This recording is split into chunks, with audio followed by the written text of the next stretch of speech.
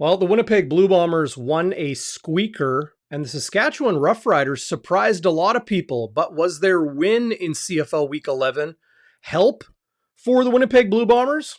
Did put them in first place in the West all alone over the BC Lions? Or is it maybe to the Blue Bombers' detriment as the Riders now have a bye with some good feelings going into they'll be rested for the Labor Day Classic and the Banjo Bowl. What's going on, everybody?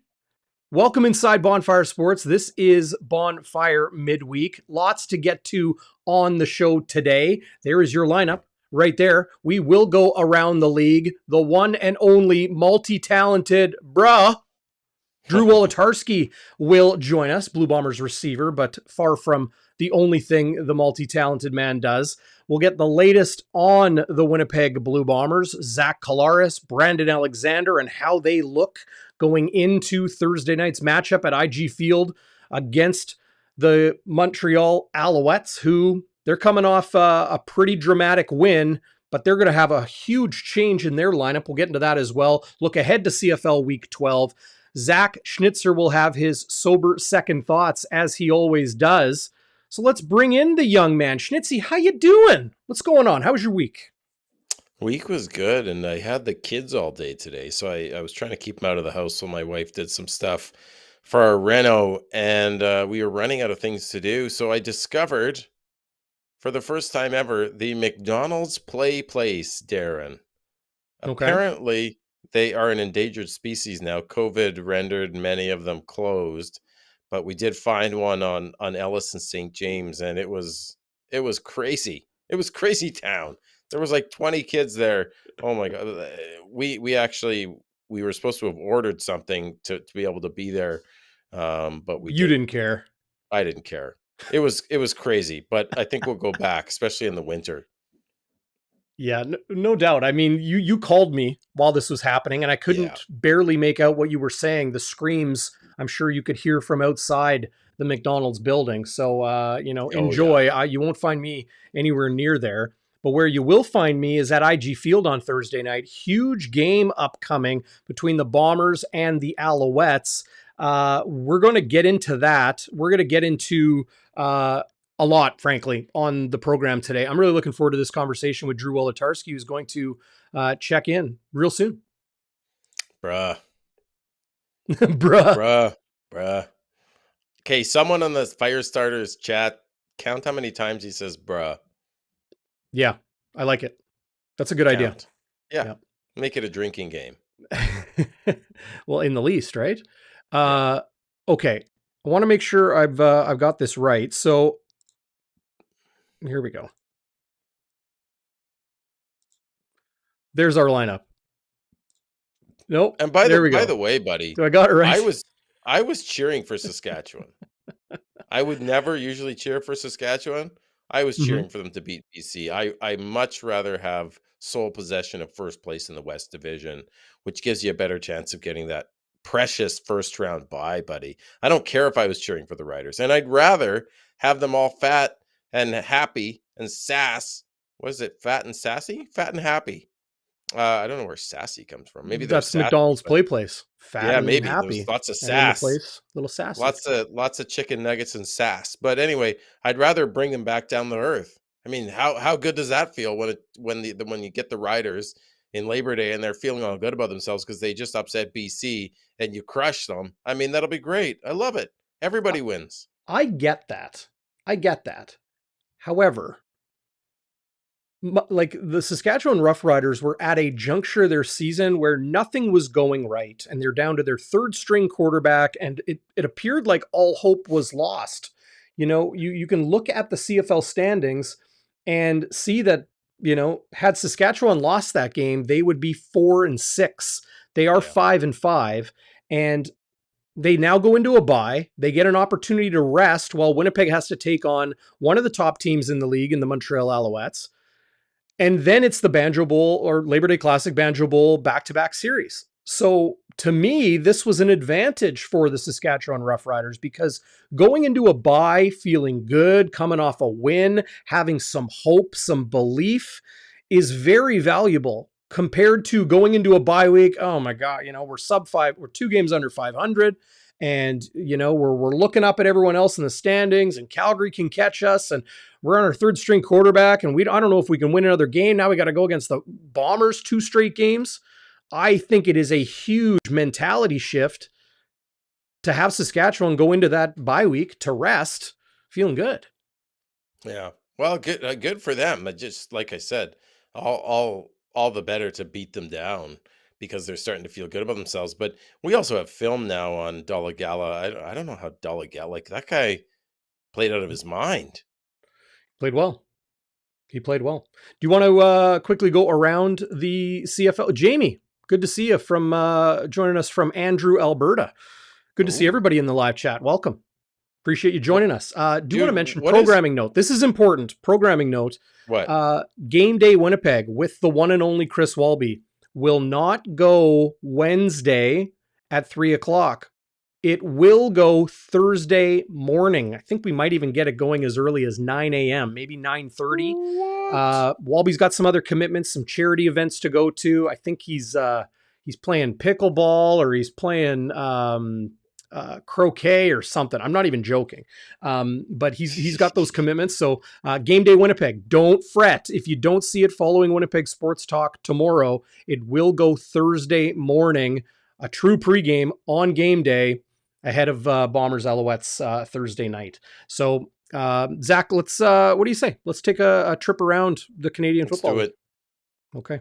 So it all started on Thursday night, and something that nobody was really expecting to happen on the road, and that was the Edmonton Elks capturing their first victory of the season. Trey Ford, the top-rated quarterback by Pro Football Focus this past week. He was very good. Yeah, you see Taylor Cornelius's name there, but he just came in on kind of a trick play, trying to catch the Hamilton Tiger Cats off guard. But I'll tell you what, Zach, the Ticats are in trouble. They are struggling right now. They could not protect Taylor Powell, their young backup quarterback that's obviously playing for the injured Matthew Schultz and the injured Bo Levi Mitchell. No word on when those players will return. Powell was okay, but the O-line, atrocious. They actually got the run game going, but that's all they could really do. James Butler with 114 yards on the ground. The Ticats, big expectations this year, Zach. Real big expectations. But the reality is they have lost their star quarterback. They have had a brutal go of the first half of the season. And the Grey Cup is in Hamilton this year. They went out and spent in free agency. They went out expecting to be a competitive team and vie for a Grey Cup on home turf. They lost the last one in overtime a couple years ago to the Blue Bombers. They wanted to make up for that. It's kind of all got, that dream is looking pretty narrow right now. What's their record now? I don't even know. Like, how bad are they? The Hamilton, here, I'll pull it up. The Hamilton Tiger Cats are they're 3-6. Ooh. So there is your CFL East Division standings. Toronto still at 7-1. Montreal, their late dramatic victory last week. They're 6-3. Hamilton 3-6. Ottawa 3-7. I can't say I was expecting Hamilton and Ottawa to be at the bottom of the standings midway through the season, but here we are. And then of course, yeah, the West, everyone had Montreal at the bottom, right? Yeah. The West, of course, Winnipeg now alone in first place with BC losing to the Saskatchewan Roughriders, which really was probably I don't know if I would say the game of the week, but that Saskatchewan BC game was a dramatic one with the way the Riders were able to hang on and win. Jake Dolagala, 239 yards, 3 touchdowns, no interceptions. I don't think you could ask for a better quarterback performance than that. Yeah, how was he not rated higher than Trey Ford in the Pro Football Focus rankings? So it didn't seem like Trey Ford was all that amazing. He had over less than 150 yards passing. It's crazy. Yeah. Well, those are the geniuses. We just we just follow suit. Right. Well, you know what? I think we have a special guest, and for some No reason way. the chime didn't happen. So I apologize, but let's bring the young man in. Here he is, the one and only guitar man Yo, himself, Drew Holy yo. I Wolitarsky. crap. feel old. I'm young, but I feel old today, bro. You're feeling old today. How come? Hard day of practice. Day 3, man. It's midway through the season. Okay, I'm good. okay, How you guys doing? yeah, doing well, Drew. Thanks for joining us on Bonfire Midweek.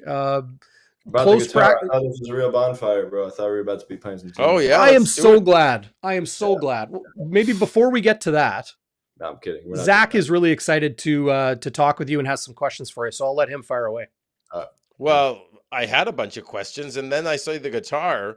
So I'm like, what would be more entertaining? I'm just in my room chilling, bro. That's why.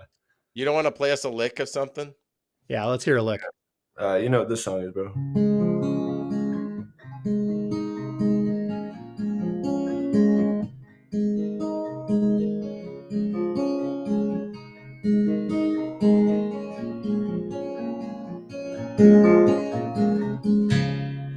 I think all Winnipeggers know that one, dude. Nice. Love it. Well, That was, let me ask you about your music, Drew. First of all, welcome to Bonfire, and we thank you. are metaphorically all sitting around the bonfire. I've Yeah. met you in person because you're a fan favorite. Everybody loves you, Drew. I met you at good. events, and you always make time for people. So Winnipeggers love that. What inspires them? You know, you were just playing music. What inspires your music? Oh man, a lot of things. I think just life in general, bro. I've go through a lot of emotions in the year, especially during the season. I think for me, it's just a way to just calm down, come back from the day. It's every day is a big competitive day there. With the Bombers, and it's an adrenaline high, bro. And it's an adrenaline high job. So for me, this is kind of the yin to the yang, and do a lot of. Oh yeah, played it for them at the cabin. Hell yeah. Yeah, it's just a way to calm down, man. Decompress. I like to do yoga as well. A lot of the guys on the team doing yoga now too, and it's just been like, Oh, really? yeah, it's been nice, man. We need a way to regroup, restore ourselves, so when we go out there, we can be clear, we can be full speed, and all that. Yeah, it's a totally different process than playing or practicing or playing, right? So it probably gets your mind right. It does, man. No, it's really meditative. I actually picked it up here in Winnipeg, so I'm like super, super grateful for that, man. Would have probably never learned if not coming here. Were You you only musical picked up before that though? I what? was like, I like to sing, and I had a bunch of buddies who were like in bands, but I was always in football, so I just never thought I would be in Wow. that world. So yeah, no, it was a big transition. It's made me a better football player, honestly. It really has, man.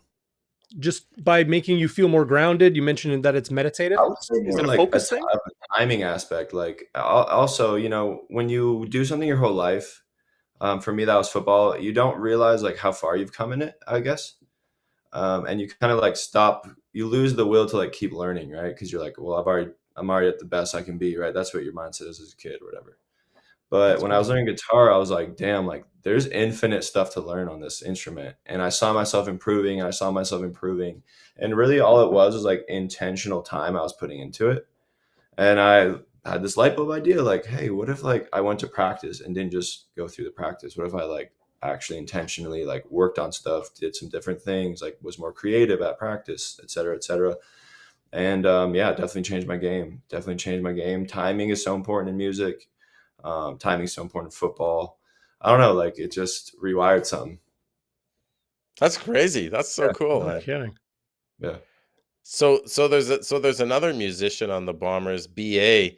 yeah. Do you guys ever talk music, or even do you think you might collaborate at a certain Yeah, point? so funny enough, I listened to his album, his newest album. I went over to his house. We listened together because I like hearing about the stories behind the songs and all that. So we listened to his whole album, and then we were working on a song together. This was like probably preseason before the season really started, and we haven't really gone back to it. But I'd be really interested to see where that goes. That little collab. I think it could be really cool. Just I don't know. We've been grinding, dude, and all the ideas I have before the season, I'm like, I'm gonna do all this stuff. Oh, it's like it always Yeah. gets put on the back burner, bro, because I just put everything into this. He does too, and so I'm excited though to keep seeing where that That'd goes. be great. Do you and Brandon Alexander ever like meet across the middle at practice and like, like he's guarding you, you're trying to catch the ball and you have a musical moment? Start singing to each other. Yeah. No, you know what? I really don't really see him in practice. I'm on the outside. Me and Winston Rose out there. We see a lot of each other. I don't really see BA too much, man. But I don't think we're really thinking like that in practice. But I like the idea. So I'm getting the sense you don't have a lot of free time during the season, Drew. But when you do in Winnipeg, whether it's the summer or the fall or even early winter, what is your favorite thing to do in the peg? I love the lakes. I love the lakes, dude. And I love the restaurants too. I'm a big food guy. Like, my treat to myself is food. Like I'll eat some good food. And I do love the lakes though. Like I've just actually got introduced to Lake Manitoba recently. Never been there, but like been there the last 2 weeks and really love the entire kind of vibe of the place. Very quiet, very secluded, shallow water, very clean. Yeah, dude, I just really love the lakes. I love the food here. I love the people, super kind. There's a lot of stores though that trip me out, like Canadian Tire. That just is a funny store to me, man. Like I never understood when I got here, like what do they do in there? When everyone's like, this has everything in the world, bro. Like this is the brick. Like I don't even know what the brick is. I literally don't know. I've never been in there, but is it like a store where you buy? It's Masonry. a furniture store. Hey, we just got bricks here, bro. Like, Yeah. I'm trying to get my tire changed at Canadian Tire. I roll up, it's like a Walmart. I'm like, I don't think they do that here. Have you ever been to a Princess Auto? Princess Auto, yeah. I've done some signings there before, yeah. Yeah, that's kind of like, Canadian Tire on steroids. It is, exactly. That's another one, dude. It's just an interesting spots, I just didn't grow up with them, so they just caught me off guard a little bit. Yeah, you're right. Canadian Tire is an odd one. It doesn't necessarily tell you what's in the store. Is there a restaurant you've tried recently that you really liked, or ones that's your favorite, like a go-to? Yeah, so like a quick pinch, I need quick food. I'm going to Vera Pizza in Osborne. Solid. Love the pizza. Yeah, super good. I like Hearth Tavern too. I think Hearth is on St. Anne's, kind of like hidden, tucked away. Always don't make a reservation and always go in and there's no seats, but they always find me like a little pizza bar spot, so I'm always so happy. And I imagine you got a little bit of pull when you pop into a place in Winnipeg. I don't even need to use it, bro, but I will if I have to. Nice. Yeah, man. I don't know. Like those two spots I really like a lot. I like some Indian food, East India Company downtown. Like I've been repping that for a long time. That's like a big change up. Some Thai places on Pembina that are good. Yeah, I change that every week. Yeah. Nice. So you've had 4 touchdowns and almost 400 yards receiving this year already, switching to football here. Yeah. What is working so well for you and Zach, especially in the red zone? Yeah, man, it's been a hot start, and it just is that way. Sometimes it happens that way. And I think just, being in position and getting his trust, being in the right place at the right time, continually practice in and practice out. It really does. It all happens at practice, man.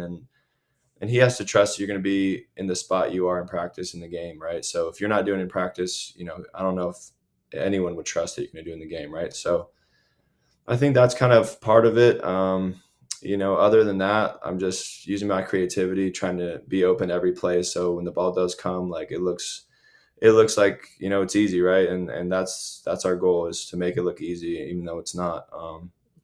I couldn't tell you, man. It's just been a lot of things. Football's crazy. Some years are a lot, more productive than other years. Stats, they don't always speak about the game, like you said, talking about Edmonton and all that, like stats don't always speak to the game. Because when you watch games, you can see like which plays carry momentum, which plays spark the team back to life, right? So like all this like betting stuff and points the players getting, and like that being the indicator of like how well did a player do. I don't really agree with that. I think for betting purposes, it makes sense and it's easy for people to wager on that kind of stuff. But at the end of the day, like it's not reality. In the game, like you can make one play in a game and it could be the play that really transitions the game. Like let's think about Janarian Grant's punt return in Sask, right? Like he had probably a couple returns in the game. Like they're good. I'm sure they're good returns, but like that one play sparked the entire league, right? So it's like maybe his grade wasn't the highest of the week of returners or whatever, but that one play, like that will be remembered that'll be on a highlight reel forever. Oh, forever. And you know what I'm saying? So like, yeah, I get all the stat stuff. Like it's nice to have touchdowns. It's nice to score, but at the same time, like that's not how we're perceiving the game. That's not how the players are perceiving the game. And that's not really what like brings the hype and energy to a team, right? So, Well, I don't remember the initial question, but it's been a good start. Yeah, it's like your coach says, right? Mike O'Shea says it often comes down to one or two plays in a game, and one team will make 6 or 7 plays, and the other team will make 7 or 8 plays, and that's the team that wins. They make one more play than the other. So you're not worried about, like you were saying, not worried about scoring touchdowns as much as you're worried about just making plays, making your block, making your read, whatever it might be. Like great example last week against Calgary. No one scores, right? So it's like this really frustrating offensive game.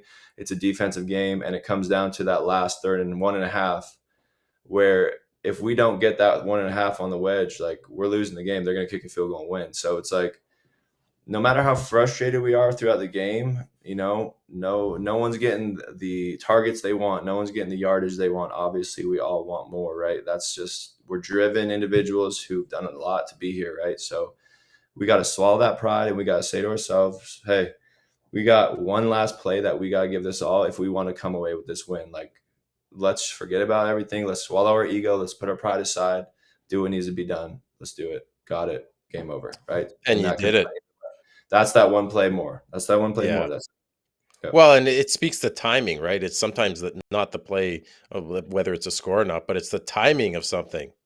Mm-hmm. Absolutely. And you don't know when the time is going to come. You don't know when that play's coming. So it's like, if you're in your head about not getting the ball, about not doing this, not getting, and it's like when that play comes, you don't want to be thinking about all that trash. Like you want to be locked in, be ready to make that play, and that's something you got to learn as a rookie to becoming a vet. Like it takes patience. This game is patience, bro. It's frustrating. It's patience. Like you just gotta just keep with it, man.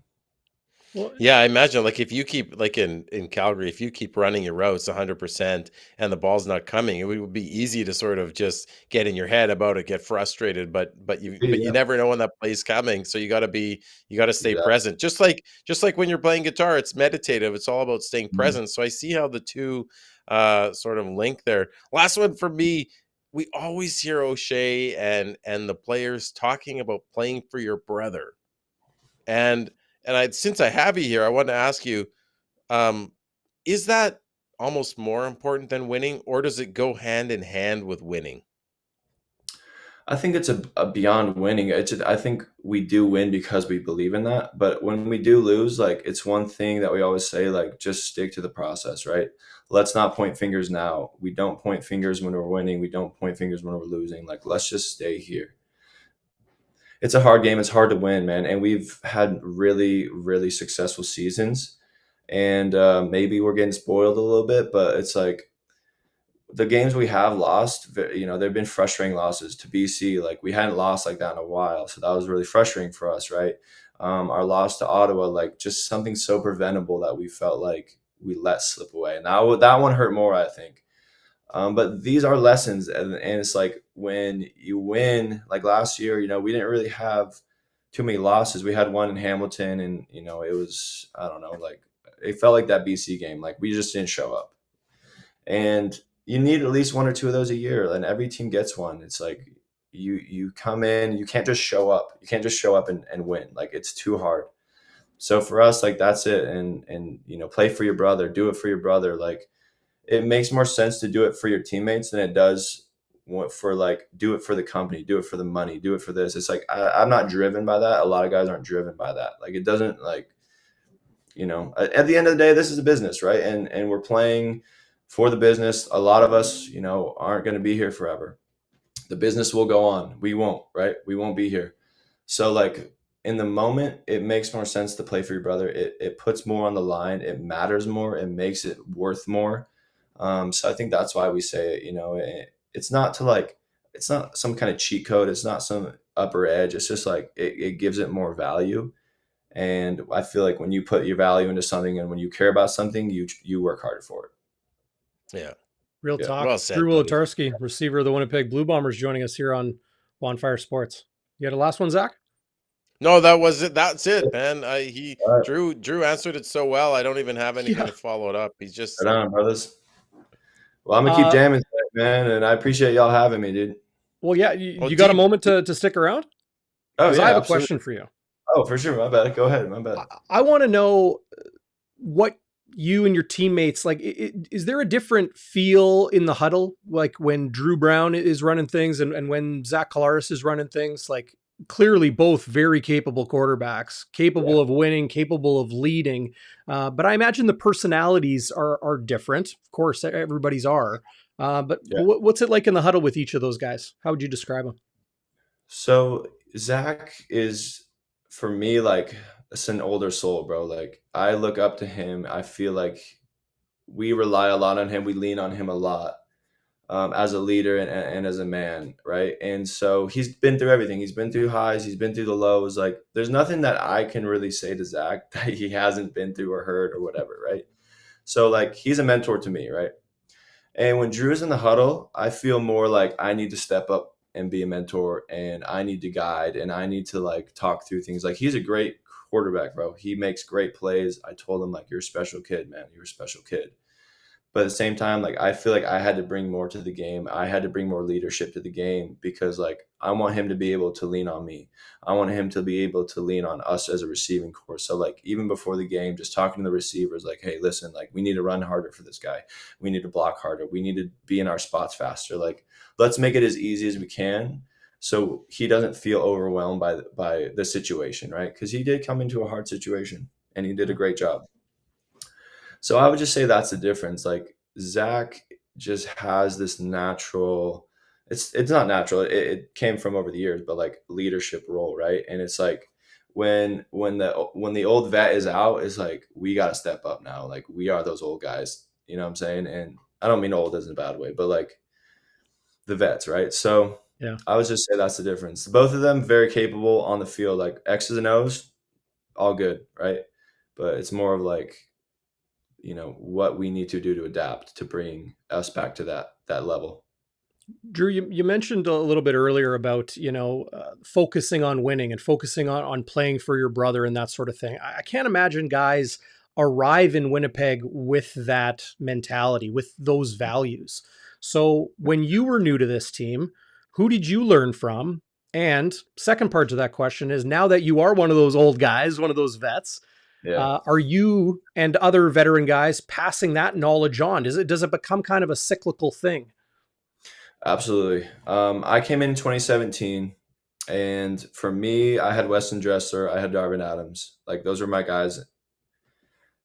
Weston was more of the guy to stay back, watch film with me, like, walk through things.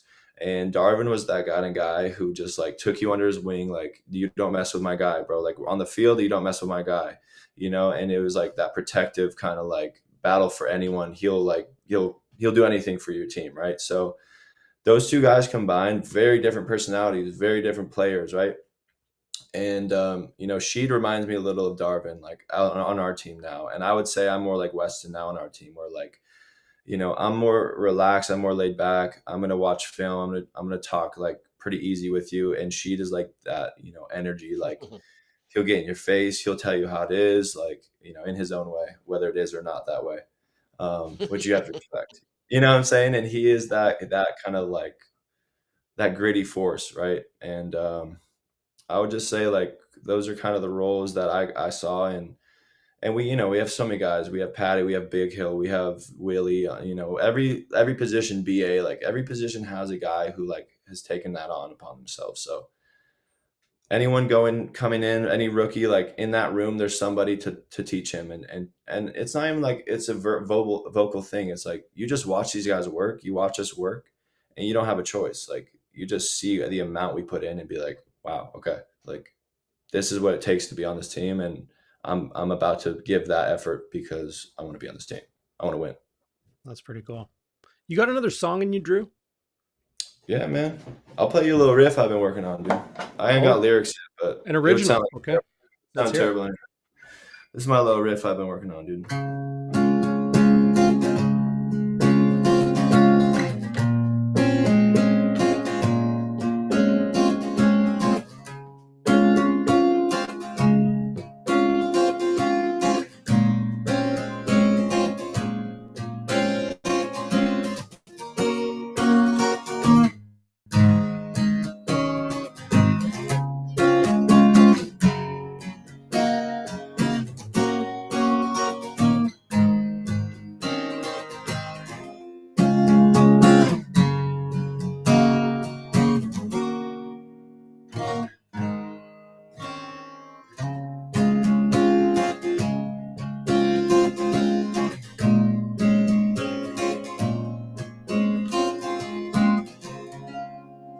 Something a little beachy, you know, something a nice light.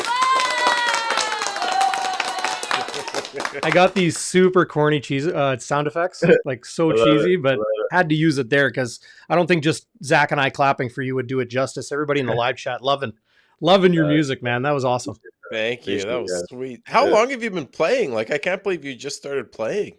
No, I didn't just start. This has been 7 years. I've been here a long time, bro. 8 years. You can learn I guess you have, eh? That's crazy. Yeah.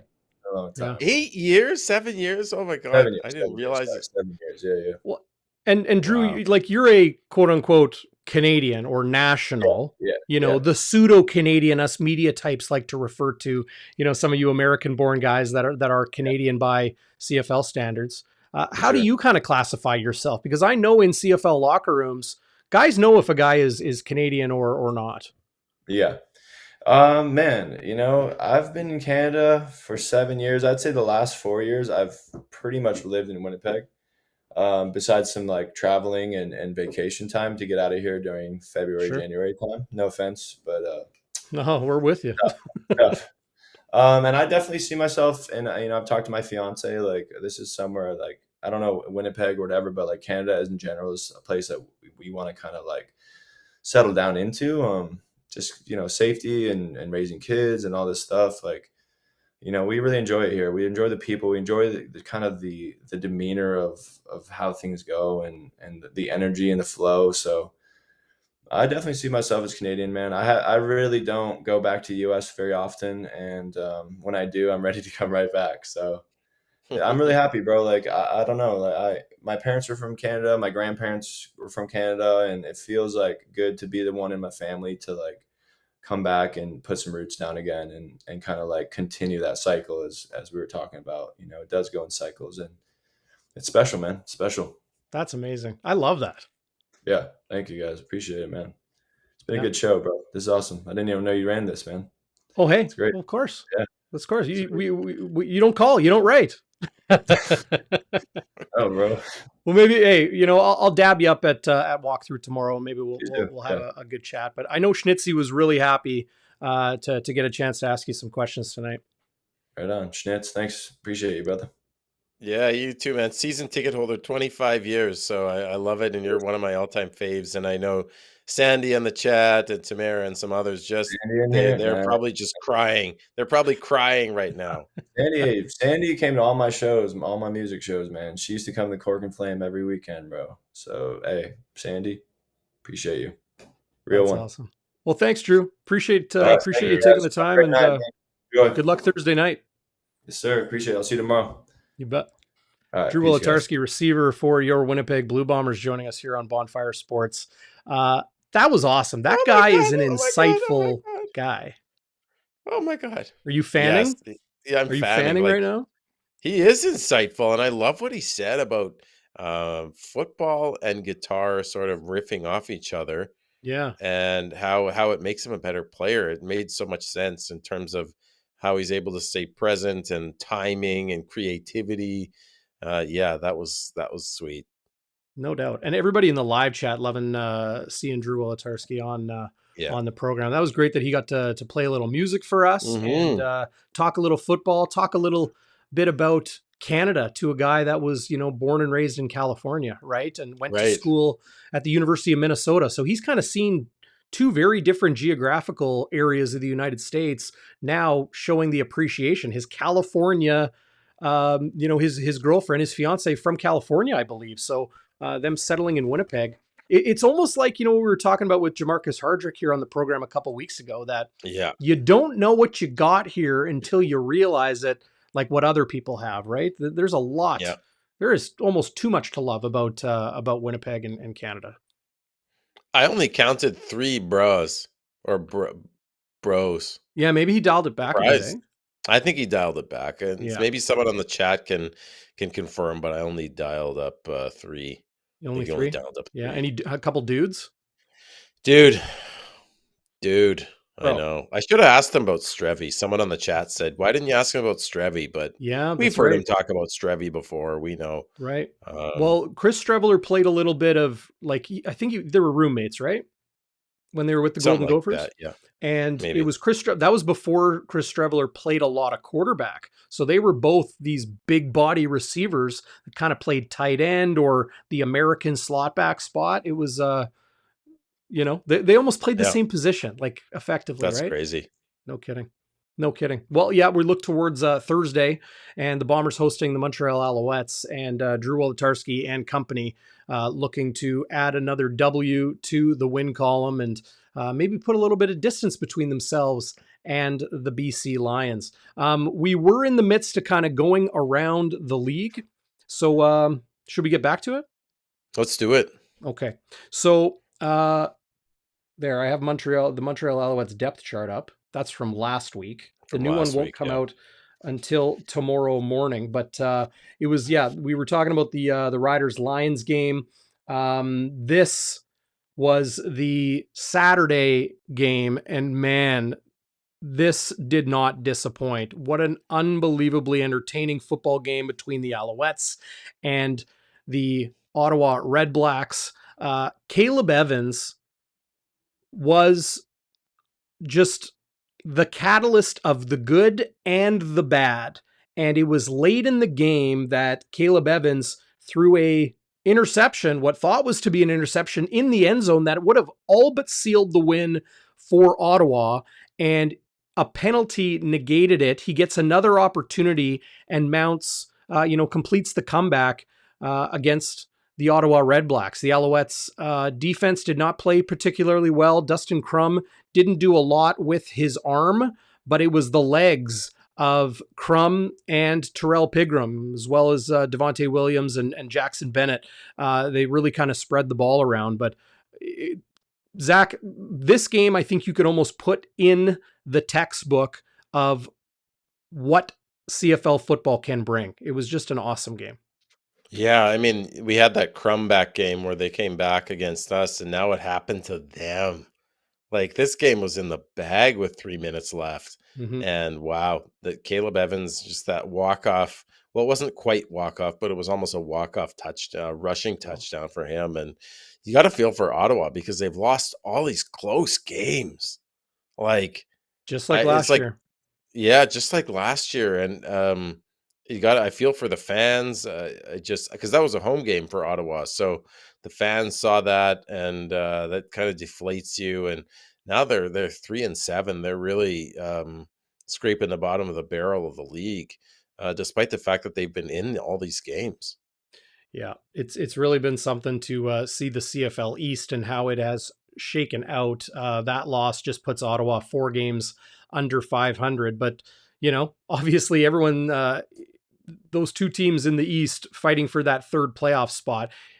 I wouldn't put it past Montreal right now to be able to catch the Toronto Argonauts. They are out of bye weeks. We're at the midway point of the season. They've already had 3. The Alouettes could easily, start making something happen. And that said, Zach, to, wrap up CFL Week 11, it was a squeaker of a win for the Winnipeg Blue Bombers. Drew Brown was serviceable, I would say, in relief of Zach Collaros, far from the 4-touchdown, 300-yard, 22-point comeback performance in relief of Collaros last week in Edmonton.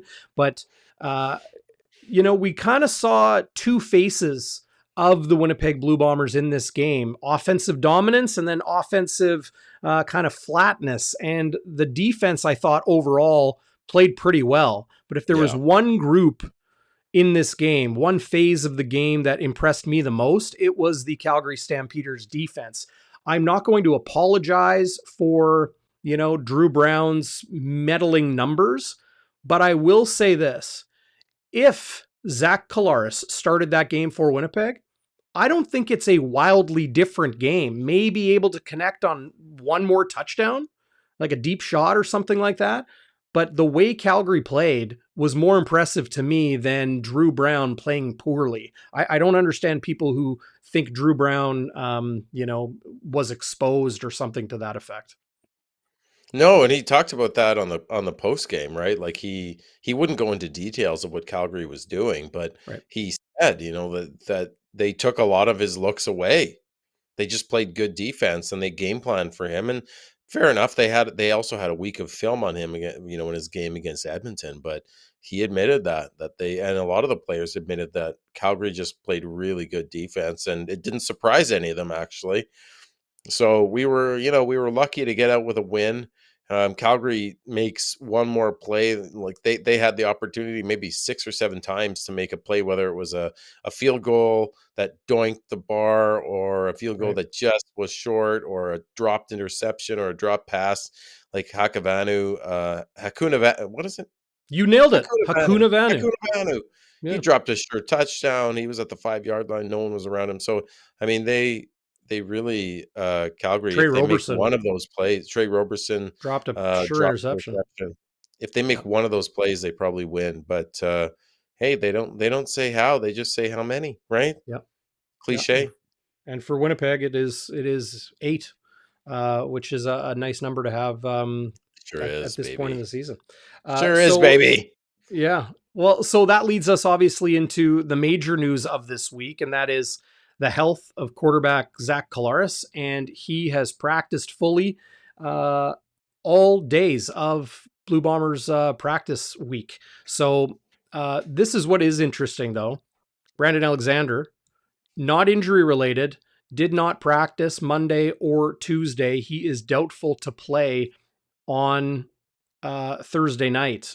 If he can't go, I would presume that it would be Nick Hallett starting at safety. And Shane Gauthier, with a hip injury, is questionable for the game, but did practice both days. So that is positive news. And with Zach Collaros starting, so too is Cody Fajardo. He returns after missing the last 2 games for the Alouettes. Montreal head coach Jason Moss confirmed on Tuesday that Fajardo will indeed start, which is big for the Alouettes, obviously. Caleb Evans has been good in relief, but, in the end, Zach, they get QB1 back. And say what you want about Fajardo, say what you want about his record head-to-head with Winnipeg, he is the best option the Montreal Alouettes have. And look, I've said it before, his connection with Jason Moss as the play caller and the designer and all those sorts of things. I understand Anthony Calvillo is the offensive coordinator, but Moss is the main kind of architect of their offensive system. Much different look and feel than Moss and Fajardo in Saskatchewan of years gone by. Yeah, it's interesting. Hey, like Moss and Fajardo, they were kind of wore the goat horns. They were the scapegoats for last year's performance, and here they are at 6-3 in a division where everyone thought they would be in the basement. And I think they're a very good team. They're red hot right now, and that's with a backup quarterback. And what does it say about the Riders and their culture and some of the systems they had, right? That they couldn't make it work. Yeah. Yeah. Yeah. I mean, that's the beauty of the crazy football league, the CFL, is that you never know what's going to happen. And that kind of leads us into looking ahead to CFL Week 12, right? There's some intriguing matchups, and well, Zach, you and I have done okay. We've done okay as of late in our picks for SIA.com/bonfire. Last week we went over. You picked Winnipeg by 6, Montreal by 2.5. Neither of those hit. You go from 0 to -4 in your units. I go 0 for 2 and go from 12 to 8 in my units. So we'll see how that shakes out, but hopefully a better week 12 ahead for us at sia.com/bonfire. If you sign up there with that exclusive link, sia.com/bonfire, you'll get a nice, tidy 100% bonus up to $1,000 in your account that you'll be able to use once your first deposit clears. I think you can deposit as little as $20, and you know, just have a little bit of play money bumping around to see how things shake out in CFL Week 12. You see our picks there on the screen, but let's go through them, Zach. You are going to start off the week with the Toronto Argonauts and taking them as 10.5-point favorites at home against the reeling Stampeders. Yeah, 10.5 doesn't seem like a ton given the way Jake Mayer is playing and how opportunistic Toronto's defense is. I think they lead the league in turnovers and interceptions as a group, and I just think I'm not going crazy. I'm just putting 2 units on it, but I think they can cover at home, as sparse as their home crowd can be. Yeah, I mean, they're a good team at BMO. So, yeah, you know, to see the Stampeders coming off a bit of a heartbreaking loss to Winnipeg, and Toronto coming off a loss last week as well. They had the bye, but prior to that, coming off a loss, their third bye week. They'll want revenge against Calgary, the only team that beat them. Yeah, there you go. So you're also taking the Winnipeg Blue Bombers, 8.5-point favorites Thursday night at IG Field, where there will be 30,000 plus in attendance. And this is the final game before the Banjo Bowl, which is already sold out. So we're going to see upwards of 65,000 people go through the turnstiles at IG Field for Winnipeg's next 2 games. That's awesome. Whew. Love it, man. I love the attendance we're getting this year. It just seems like every game you're getting 28, 29, 30,000. Mm-hmm. You know, even on a Thursday or a Friday in the summer, it's just awesome. Yeah, no, I'm taking the Owls, buddy. I think it's going to be a close game. Oh yeah, pardon me. I'm taking the Owls to cover, plus 8.5 to cover. I still think the Bombers take it, but I don't think the Owls lose by 14 like last time when the Bombers beat them 17-3. I think they cover. I think like Fajardo doesn't usually do well in IG Field, but I think they just have a strong team and they have lots of weapons. They play hard. O'Shea said they get after it. They play physical and fast and ferocious. So I think it's hard to beat a team twice in the regular season because you have film, you have tendencies, and the coaches all know each other and all those things, right? You make adjustments. So I think it'll be closer. But I'm only putting a unit on it because really I just want the Bombers to, beat them by 8.5 or more. Yeah. Obviously, I'm not picking this game, but I think Montreal is a team that can come into Winnipeg and beat them. I know Bombers fans don't want to hear that, but this is not the same Blue Bombers team that is just utterly dominant and 10+ point favorites game in and game out. I see this number 8.5. I'm with you, Zach. That's a big number. And to, put 1.5 points on top of a converted touchdown as the difference in this game, probably smart money that you're playing with. Having Montreal to, take those 8.5 points. I think the Winnipeg Blue Bombers are going to be solely focused on playing a more complete and physical game than they did last week against Calgary. They just were not sharp. I don't think the offensive line and the offense as a whole played particularly well overall. And that's not just a Drew Brown thing. That is an O-line thing. That is a receiver thing. That is a running game thing.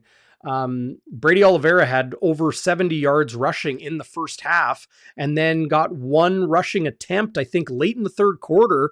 He finished with 80 yards on the ground. So whether it was something Calgary did or Winnipeg going away from it, Mike O'Shea asked about it following practice this week. And, he's always going to keep his cards close to his vest. But my belief is that the Calgary Stampeders just said, Drew Brown or Brady Oliveira, we'll take Drew Brown.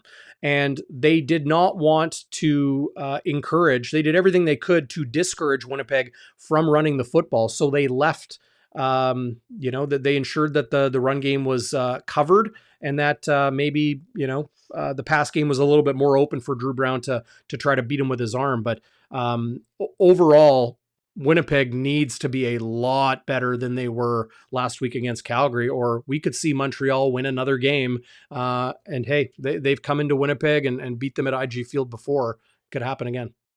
Well, they did last year in that infamous Legio hijinks game where he duffed the game-winning field goal and didn't even get a single to win the game. So I know nobody will forget that game where Montreal goes on to beat us 20-17, robbing us of a 10-0 start.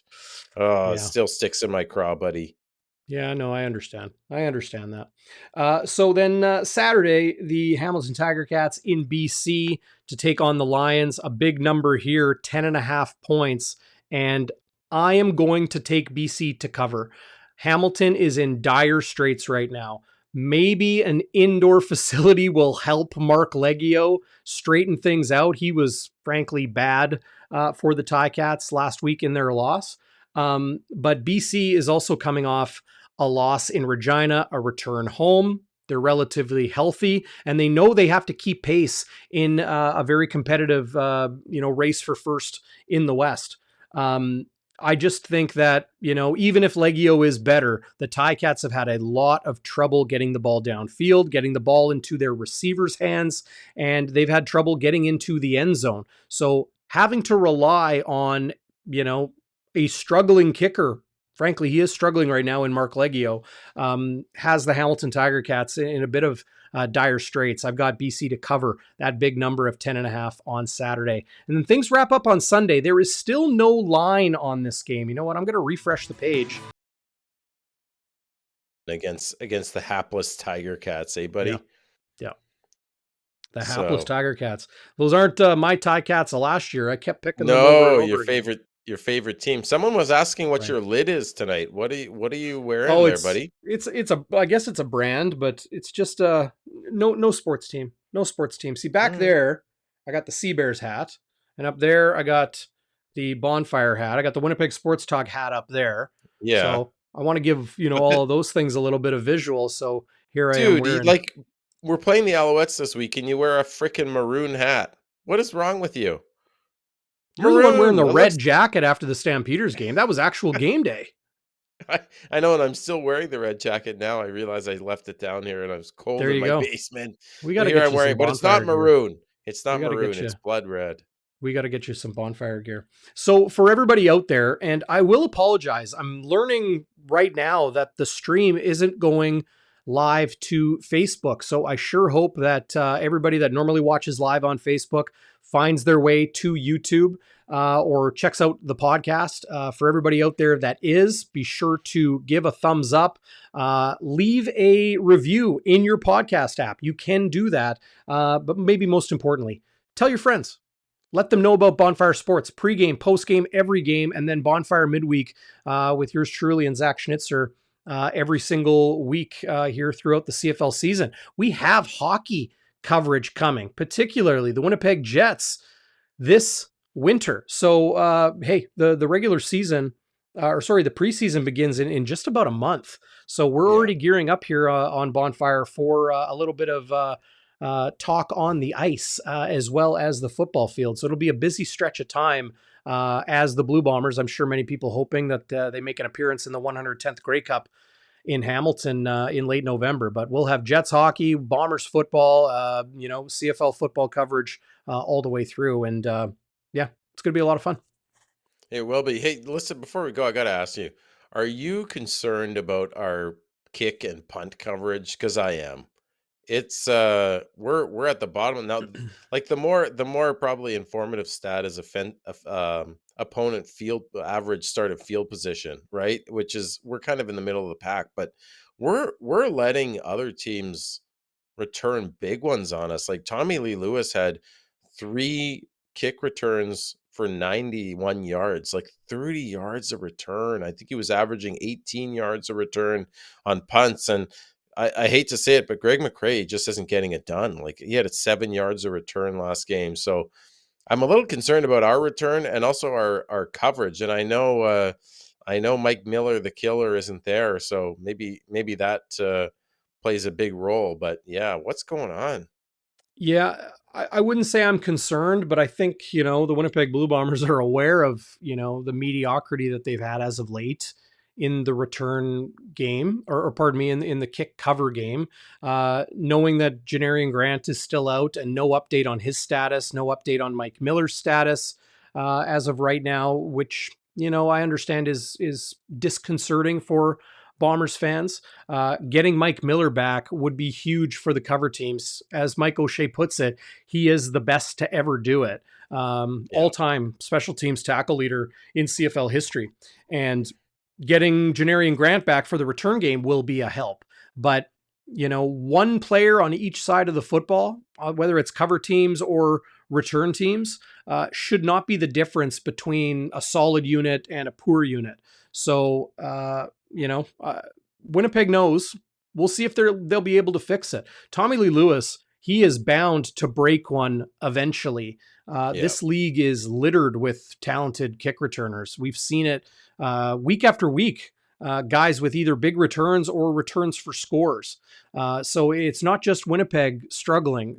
Teams are returning well this year. Well, and the coaches show I was listening today, O'Shea said that they're trying out a new system for kick coverage this year. So it's taking a while to sort of take effect. I wonder what I would have loved to have asked him was, why are they trying out a new system? Like, why would you try out a new system after 6-7 years where guys are comfortable with a certain system? Is it I think because you of just answered your own personnel? question. Because you talk about the more film you have on somebody, the more Yeah, I prepared you'll guess. be for them, right? Yeah. So I think in football, you have to kind of continually be evolving. You have to Yeah. continually be adjusting and changing things, because if you just put out what the opponent is expecting, they're going to find ways to beat that. So, that's why they always kind of say, like, add a wrinkle, throw a wrench in. That's what keeps Hmm. opponents on their toes. So, a new system may be a good thing, because, Winnipeg has been dominant in special teams for a long time. If you think about it, if one team is dominant, they are going to, like, coaches are going to study both how they can do something similar that will work and also how to stop it, right? There's both sides of that. So when you are one of the best at special teams year after year after year, those are the systems, those are the pieces of film that coaches league wide are going to be combing through all winter, really. Yeah, and Waiters makes a good point. Maybe it has something also to do with Jamison Sheehan. Maybe the way he punts the ball is a little different. I don't know. I don't He know. does kick it differently. Yeah. Yep, he His does. net punting isn't, he's in the bottom third, but again, it's about where the other team starts in terms of field position that I think really matters. Um, Hmm. yeah, because the Elks are always, for some reason, they're always kicking short ones on kickoffs. Like, I don't get that one. So the other teams are always getting to start in like the 45, 50-yard line. Yeah. They must have metrics to suggest that's a better thing to be doing. Yeah, I don't know. I don't look at those numbers. I just kind of look at the, traditional football strategy to it. And for me, like, I had a fellow media member ask me at practice this week about Jamison Sheehan and why it's him over the other punter that they have on the practice Oh roster. yeah. Forgive me. I Do I have totally that? forget his name too. I got it here. I got it here. It is oh, Carl Schmitz. Carl Schmitz from Yeah. Bermuda. The Schnitz and the Schmitz. The Uh Schmitz. Yeah, and why it's Jam Sheehan and not Schmitz. And I think for Jamison Sheehan, he just has more tools in the tool belt, right? He puts different spin on kicks. I think they just want him to, he's the one with maybe the higher ceiling. You let Yeah. him work through things in different stadiums, in different games, in different weather conditions, and hopefully he is at a more optimal level come the end of the season. But they do have another guy there if they feel a change is warranted. I don't think Jam Sheehan's kicking has been a particular issue. That's just No, me. and I notice every game he's got one that's just a beauty, like goes out at the 5-yard line or the 8-yard line. So the the talent is there. He just maybe needs to be a little more consistent. Remember, don't hit the like button. Don't listen to James and the Peg. Thumbs up, Pyros. Don't do it. I'm telling you guys. Of course, you want to hit that. Be sure to do that. We'll remind everybody, as I did a little bit earlier, Game Day Winnipeg will be on Thursday morning, not Wednesday at 3 o'clock, as we always do. The day before the game, live at 3 o'clock. This week, special, because Chris Welby has some commitments with some charity that he is doing. We will do it Thursday morning, live as always here on the channel. And really looking forward to that. We're going to hear from Mike O'Shea. He had some comments this week about some of the real impact players on the Montreal Alouettes. And he also had an interesting comment about Mike Miller that I kind of alluded to a few minutes ago. So that's going to be a lot of fun. And then, of course, Zach, you're going to join me late Thursday night, and we'll get things, simmering on After Dark. Oh, man, I can't wait to be at a home game again, buddy. It's been too long. What was it, 3 weeks ago now? Yeah, nearly. That's too long. Is that right? That was the BC game. We eviscerated BC 3 weeks ago. So yeah, with the 50 burger. The 50 burger. So we went 2-0 on in Alberta. Listen, I should we take down that giant hot dog? Yeah, I'm thinking of preparing myself, like as of now, for you and I to dive into that yard dog, that monster hot dog. I'm going to get to the game a bit early, so we could potentially do it. Well, this is what I want. Are you buying? Yeah, I'll buy. It's $45. I'll buy it. Oh, man, I have to take out a loan. No, that'll be fun. It's a big dog. It is a huge dog, man. That's a mastiff. That's a Burmese mountain dog. I'm a big dog. Yeah, you are the big dog. You're the big dog here on Bonfire Sports. Hey, you know what? This was a lot of fun. If anybody joined us late and you missed Drew Wolitarsky, you can go back and watch. You can check it out anytime, really. The beauty of Bonfire Sports is that you can watch it when you want, on demand. And if you're watching, get to your podcast app and you can download the podcast, or at least subscribe to the podcast, and then it'll be there. You know, you could set it up so it just kind of like downloads automatically the last 2 episodes or whatever you want it set to. And then if you're in a pinch, there it is in your pocket whenever you want it on your smartphone, your computer, your smart TV, whatever it might be. But yeah, 30,000 plus on Thursday. Cross conference rivalry game against the Montreal Alouettes. This is going to be a good one, Zach. I can't wait. I may even get to see my friend Tamara in Gate 3. Volunteer extraordinaire Tamara, I see on the chat there. I'll try. I might, but after I eat that dog, I might not be able to walk. Someone might have to wheel me over there. You won't be doing the stair run, is what you're saying. No, I don't. If I do it, I got to bring my knee brace. I keep forgetting to bring that darn knee brace to games because it's not good for my knee. But we'll see. I hope I get to do a stair climb. Hey, great to see it's your boy Bruce and everybody in the live chat tonight. Thanks so much for joining us. Final word, as always, to you, Schnitzy. Sayonara, everybody.